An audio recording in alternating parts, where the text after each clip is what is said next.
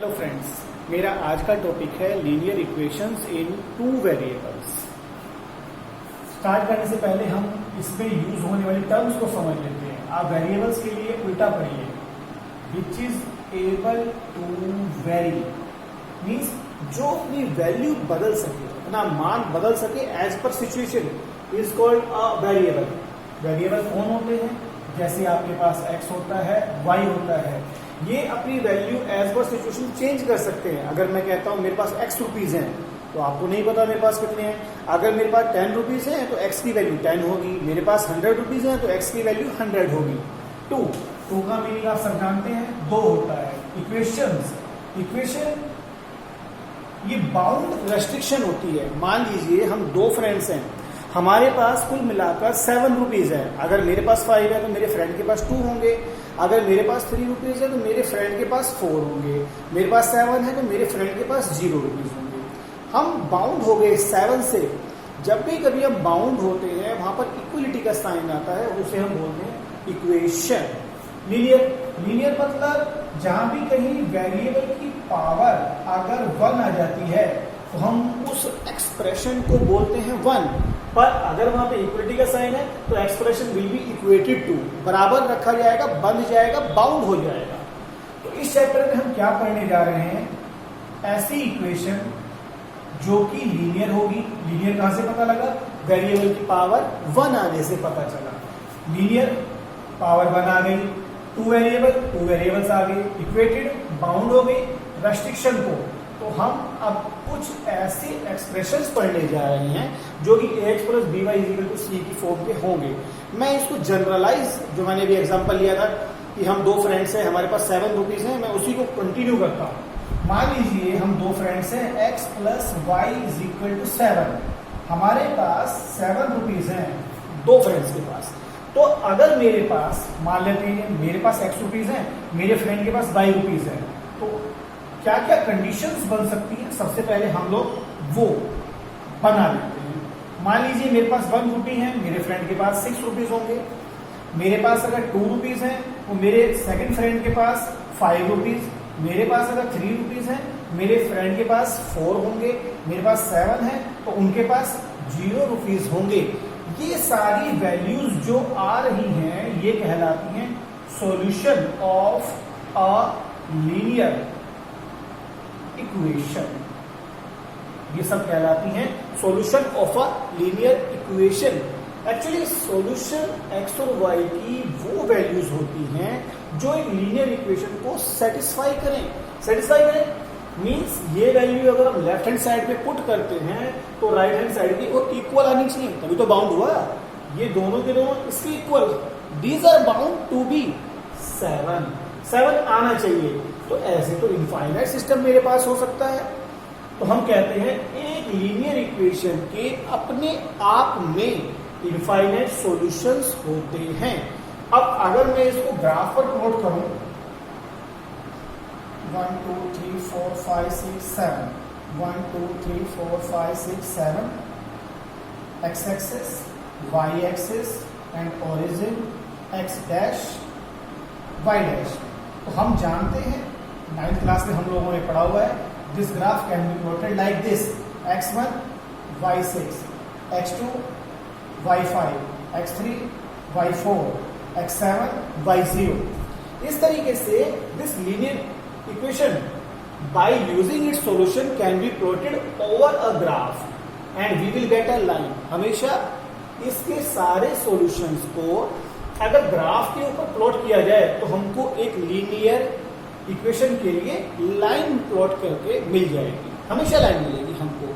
हम आगे बढ़ते हैं। अब मैं यहां पर अगर दो लाइंस प्लॉट करूं, मान लीजिए मेरे पास दो लीनियर इक्वेशंस हैं। एक लीनियर इक्वेशन मेरे पास x plus y equal to 7 है, एक लीनियर इक्वेशन और है। तो फर्स्ट लीनियर इक्वेशन के लिए लाइन प्लॉट होगी, सेकंड के लिए भी लाइन प्लॉट होगी। तो मेरे पास दो लीनियर इक्वेशंस अगर हैं तो मेरे पास क्या क्या कंडीशंस पॉसिबल हैं? शायद ऐसा पॉसिबल है कि दोनों की दोनों लाइंस पैरेलल हो जाए। देखिए हमारे पास जितने भी ये सॉल्यूशंस आए, फर्स्ट, सेकंड, थर्ड, फोर्थ, इनको मैंने बोला सॉल्यूशंस। तो हर एक लाइन जो भी कोई ग्राफ के ऊपर प्लॉट होगी उसके अपने आप में इनफाइनाइट सॉल्यूशंस होंगे श्योरली। फर्स्ट कंडीशन शायद दोनों लाइंस पैरेलल हों। देखिए सेकंड कंडीशन दोनों की दोनों लाइंस आपस में कट कर जाएं। और थर्ड मेरे पास हो सकती है condition one line completely overlaps over the other line. अब मैं ये समझना चाहता हूं कि इन दोनों में कॉमन क्या आ रहा है। इसके अपने सॉल्यूशंस हैं, करेक्ट, इसके अपने सॉल्यूशंस हैं, करेक्ट, लेकिन दोनों में कोई भी कॉमन सॉल्यूशन नहीं है। कॉमन सॉल्यूशन नहीं है, इस बात का मीनिंग लिखा जाएगा नो कॉमन सॉल्यूशन। दोनों में कॉमन कुछ नहीं है, पर दोनों के अपने सॉल्यूशंस हैं। समझना यही है, नो सॉल्यूशन नहीं कहा जाता, नो कॉमन सॉल्यूशन कहना चाहिए। नो कॉमन सॉल्यूशन, क्योंकि दोनों ने कट नहीं किया। अब दोनों में यहां पर एक अकेला, दोनों के अपने सॉल्यूशन बहुत सारे हैं ग्राफ के ऊपर, इनके भी अपने सॉल्यूशंस हैं, लेकिन दोनों में कॉमन केवल एक unique common solution, unique common solution. और जो थर्ड लाइन मेरे पास है उस लाइन में क्या होगा, वो तो हर एक पॉइंट कॉमन है उनका, क्योंकि दोनों की दोनों लाइन ओवरलैप कर रही है। ये सभी पॉइंट, तो यहां बोलेंगे हम इनफाइनाइट कॉमन सॉल्यूशंस। बहुत सारे कॉमन सॉल्यूशंस हैं। बिफोर प्लॉटिंग मैं आपके सामने कुछ सिचुएशंस रखना चाह रहा हूं। मान लीजिए मैं आपसे कहता हूं कि मैंने x plus Y is equal to 7 feed किया और x plus Y is equal to 5। Second condition, x plus Y is equal to 7 and x minus y is equal to 3। और last x plus Y is equal to 7 and 2x plus 2y is equal to 14। अब देखिए आप, अगर एक condition में x की जो value है और y की जो वैल्यू है उन दोनों के लिए कभी ऐड करके 7 आ रहा है, तो क्या उन्हीं वैल्यूज को ऐड करके कभी 5 आ सकता है? कभी नहीं। तो ये दोनों कंडीशंस एट ए टाइम कभी भी होल्ड नहीं कर पाएंगी, मींस इनका कोई कॉमन सॉल्यूशन नहीं आ पाएगा। ये मैं केवल आपको फिजिबिलिटी चेक कर रहा हूं, केवल इंस्पेक्शन से। मैंने देखा x plus y equal to 7, x plus y equal to 5, नहीं, पॉसिबल ही नहीं लग रहा है। सॉल्यूशंस होंगे नो डाउट, इनके अपने सॉल्यूशन होंगे 1 4 2 3 3 2 5 0, इनके अपने सॉल्यूशंस होंगे, लेकिन किसी भी सिचुएशन में ऐसा पॉसिबल नहीं लग रहा है कि इनका कोई कॉमन सॉल्यूशन आ पाएगा। Reason being x plus y और x प्लस वाई दोनों के दोनों एट ए टाइम 7 और 5 नहीं हो सकते हैं। हमको लग गया पता, मतलब ये कंडीशन कुछ ऐसी आनी चाहिए, क्योंकि लाइंस पैरेलल आएंगी, पैरेलल आएंगी, कटते ही करेंगी, तो ही नो सॉल्यूशन है। x plus Y is equal to 7, x minus y is equal to 3। दो चीजों का सम अगर 7 है, उन्हीं का डिफरेंस 3 होना चाहिए। क्या ऐसा पॉसिबल है? पॉसिबल है, हम ढूंढ सकते हैं कुछ ना कुछ ऐसा। मान लीजिए मैं आप लोगों से कहता हूं कि 5 ले लेता हूं और 2, 5 plus 2 7, 5 minus 2 3। Yes, it is possible. एक अकेला सॉल्यूशन, क्या मैं बाकी सॉल्यूशन ढूंढ पाऊंगा? ऐसे काफी कोशिश करता हूं, नहीं ढूंढ पाऊंगा। मुझे पता लगता है हाँ यहाँ पर यूनिक सॉल्यूशन है। मतलब कभी भी अगर ऐसा सिस्टम आएगा तो मुझको उम्मीद है मेरी लाइंस कट करेंगी केवल एक सिंगल पॉइंट पर, तो यहाँ पर बेटा मेरा यूनिक सॉल्यूशन चलेगा, इनफाइनाइट कॉमन सॉल्यूशन। देखिए x plus Y is equal to 7 और सेकेंड इक्वेशन है मेरे पास 2x plus 2y is equal to 14। Actually अगर मैं सेकेंड इक्वेशन को 2 से डिवाइड कर दूं तो मेरे पास जो फर्स्ट इक्वेशन है वही मिल जाएगी। मींस जो वैल्यूज फर्स्ट इक्वेशन को सेटिस्फाई कर रही थी वही तो सेकंड को भी सेटिस्फाई करेंगी, because second equation is nothing but the multiplication of 2 for first equation. उसको 2 से मल्टीप्लाई ही तो किया गया है जस्ट। मतलब जो इसके सॉल्यूशन है सारे इसके सॉल्यूशन होंगे, कॉमन सॉल्यूशन इनफाइनाइट, हर एक पॉइंट पे कट करेगा। इसका मतलब इस सिस्टम के लिए कभी अगर ऐसा कोई सिस्टम है तो उसकी जो लाइंस होंगी वो इस तरह की होंगी, कंप्लीटली ओवरलैप करेंगी दोनों की दोनों लाइंस। ध्यान रखिएगा। क्या कोई फोर्थ सिचुएशन भी पॉसिबल है? शायद। देख लेते हैं। अगर कभी एक लाइन ऐसे जाए और दूसरी लाइन ऐसे जाए जो कि आपस में कट भी ना करें, पैरेलल भी नहीं है और कोइंसिडेंट भी नहीं है, तो लगता है क्या होगा? नहीं, सो फोर्थ सिचुएशन पॉसिबल नहीं है। कारण लाइंस जो है वो इनफाइनाइट एक्सटेंड करती हैं, तो ये लाइन इनफाइनाइट एक्सटेंड करेगी, ये आगे बढ़ेगी, आगे बढ़ेगी, तो यहाँ पर ये कट जरूर करेगी। And this fourth condition will be equivalent to our second condition. तो हमने क्या सीखा? हमारे पास लीनियर इक्वेशन है, लीनियर इक्वेशन के सॉल्यूशन से हमने लाइन ड्रॉ करी। अब दो लाइंस के बारे में मैंने पढ़ना चाहा, क्योंकि मैं पेयर पढ़ने जा रहा हूं। दो पेयर के लिए या तो वो पैरेलल होंगी, पैरेलल का मतलब दो सॉल्यूशन, यूनिक का मतलब सिंगल, वन कॉमन सॉल्यूशन। काफी सारे पॉइंट्स पे कट करना मतलब हमारे पास वहां पर इनफाइनाइटली कॉमन सॉल्यूशंस आएंगे। फोर्थ कंडीशन हमारे पास पॉसिबल नहीं है। अब मैं यहां से खुद डिराइव करना चाह रहा हूं कि मेरे पास क्या कंडीशन होगी A1 A2 B1 B2 C1 C2 के लिए, मेरे पास क्या कंडीशन हो सकती है। तो मैं यहां पर ये जजमेंट दे रहा हूं कि जो इनके कोफिशिएंट्स है, x का कोफिशिएंट A, y का कोफिशिएंट B और कांस्टेंट टर्म C, तो मैं यहां पर देख रहा हूं इन दोनों के लिए फर्स्ट कंडीशन के लिए दोनों का रेशियो, कंडीशन फर्स्ट के लिए A1 बाय A2 इक्वल है B1 बाय B2 के, इक्वल है B1 बाय B2 के लिए, और इक्वल नहीं है C1 बाय C2 के लिए, A1 बाय A2। हम बार बार तो ड्रॉ करके नहीं देखेंगे। अगर हमको चेक करना है कि किस तरह का सिस्टम है सॉल्यूशंस का, तो हम वहां पर ये देखेंगे कि इनके कोफिशिएंट्स का रेशियो क्या बनता है। A1 by A2 is equal to B1 by B2 not equal to C1 by C2। यहां से हम कंडीशन याद रख सकते हैं कि ये कंडीशन जब भी कभी हमको इक्वेशंस में मिलेगी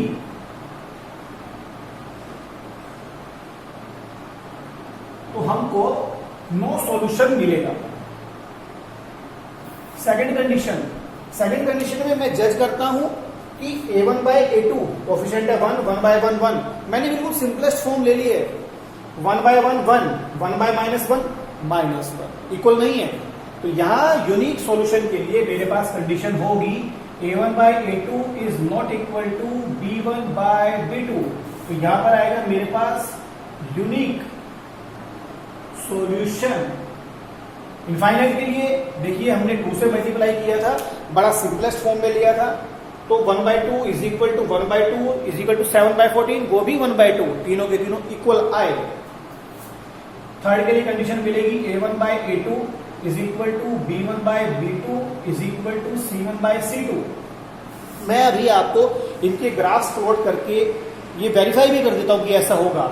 अभी तो मैंने आपको क्या वेरीफाई किया, अलजेब्रिकली अपना दिमाग लगाकर इंस्पेक्शन किया कि दो लाइंस अगर पॉसिबल नहीं है, इस लाइन की मुझे नहीं पता लाइन कहां बननी है, लेकिन इसकी एक लाइन जरूर बनेगी, इसकी भी एक लाइन जरूर बनेगी। कट नहीं करेंगी, कट क्यों नहीं करेंगी? कॉमन ही नहीं आएगा। कॉमन क्यों नहीं आएगा? क्योंकि ये फिजिबल नहीं है, इसलिए कॉमन नहीं आएगा। ये कंडीशन फिजिबल है, एक बार फिजिबल है, एक कंडीशन आएगी ऐसी जहां कट करेंगी, कॉमन सॉल्यूशन रखेगी, इसलिए मैंने इनको इंस्पेक्ट करके कहा ऐसा होगा। इनको मैंने इंस्पेक्ट करके कहा कि ये तो दोनों सेम लाइन है, तो हर पॉइंट पर एक जैसी चलेंगी, इनफाइनाइट। अब मैं आपको एक्चुअली इसका ग्राफ प्लॉट करके दिखाता हूं, और ग्राफ प्लॉट करने के बाद फाइनली ये वेरीफाई हो जाएगा कि जो मैंने डेरिवेशन निकाला है, हाँ ये बिल्कुल सही है। तो थर्ड कंडीशन थी मेरी इनफाइनाइटली मैनी कॉमन सॉल्यूशंस। अब हम इनका ग्राफ प्लॉट करते हैं और फाइनली वेरीफाई करते हैं।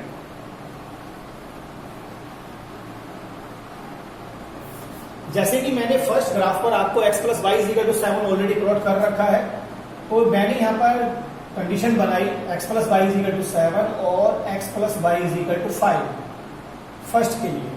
सेकंड के लिए मैं बनाता हूं x plus y equal to 7 and x minus y equal to 3,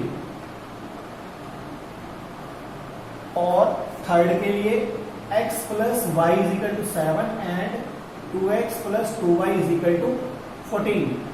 मैंने ये आसान से इसलिए बनाया ताकि मेरा ग्राफ जल्दी से प्लॉट हो सके और मैं जल्दी से डिराइव कर सकूं अपनी बातों को। तो पहले मैंने फर्स्ट के लिए क्या कंडीशन बनाई थी, एक्स वाई, एक्स वाई, मैं दो सॉल्यूशंस ले रहा हूं केवल। मान लीजिए मैंने लिया 5 और 2, एक्स की वैल्यू 3 ली तो वाई आएगा 4। सेकंड के लिए क्या आएगा मेरे पास, X plus Y is equal to 5 है। सेकंड के लिए क्या कंडीशन आएगी मेरे पास, X plus Y is equal to 5।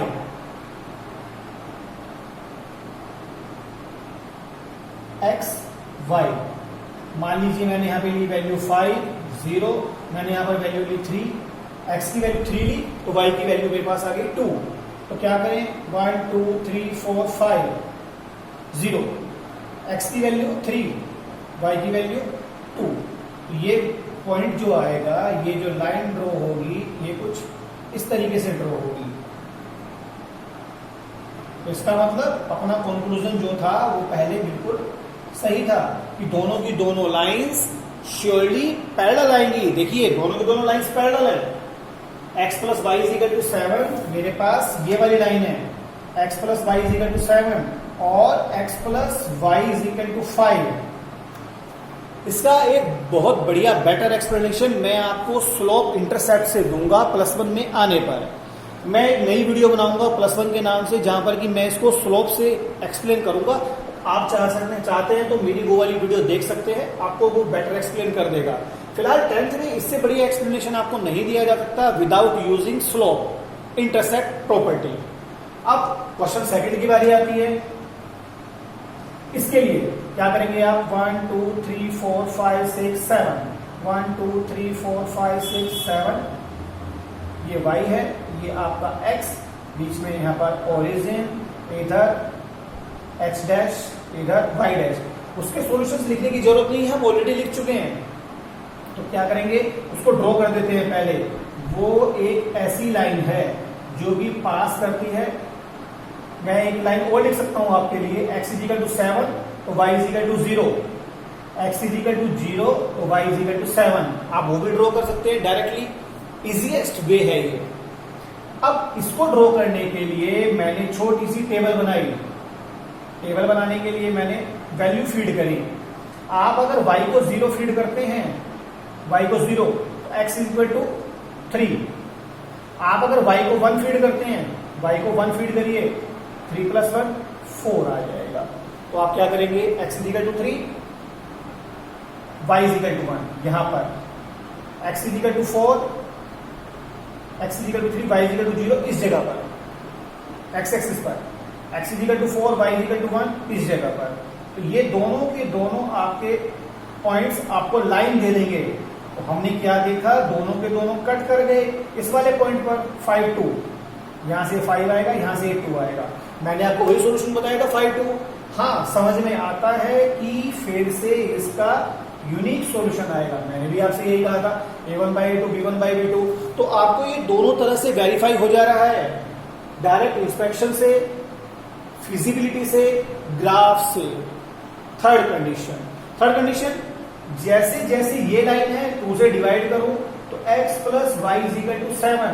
मतलब आप उस लाइन को जिस तरीके से प्लॉट करेंगे, बिल्कुल सेम मैनर में आपकी दूसरी वाली लाइन, यानी कि ये, क्योंकि इक्विवेलेंट है, दोनों की दोनों सेम तरीके से प्लॉट होंगी। 1 2 3 4 5 6 7, 1 2 3 4 5 6 7, ये फर्स्ट लाइन, और सेम मैनर में सेकेंड लाइन। तो देखिए इनफाइनाइटली मैनी सॉल्यूशंस आ गए हैं इनके भी, यहां पर इनफाइनाइट सॉल्यूशंस। तो हमने क्या सीखा आज की अपनी इस वीडियो से, हम लीनियर इक्वेशंस इन 2 वेरिएबल्स पढ़ रहे हैं, मीनिंग आपको यहां क्लियर किया गया, सॉल्यूशन कंसेप्ट सिखाया गया। उसके बाद हमने ये सीखा कि जो कोफिशिएंट्स हैं हम डायरेक्टली उनको कंपेयर करके बता सकते हैं without actually drawing the graph plot करके नहीं बता सकते हैं। Without actually plotting the graph we can say कि उस सिस्टम का नो सॉल्यूशन कब होगा, यूनिक सॉल्यूशन कब होगा, इनफाइनाइटली मैनी सॉल्यूशंस कब होंगे। अब हम अगली वीडियो में इनको सोल्व करने के, कुछ सॉल्यूशंस को फाइंड करने के सिस्टम सीखेंगे। हमने जो ये सिस्टम सीखा है, इस सिस्टम को कहते हैं हम graphical method of solving the equations. इसके बाद हम पढ़ेंगे cross multiplication, substitution and elimination method. आपको अगर मेरी वीडियो अच्छी लगी हो तो प्लीज सब्सक्राइब कीजिएगा, कमेंट कीजिएगा, लाइक कीजिएगा। अगर आपको कुछ भी लगता है आप इससे बेटर कह सकते हैं तो मुझे कमेंट करिएगा, मैं नेक्स्ट वीडियो में आपको वो जरूर बेटर करके दूंगा। Thank you.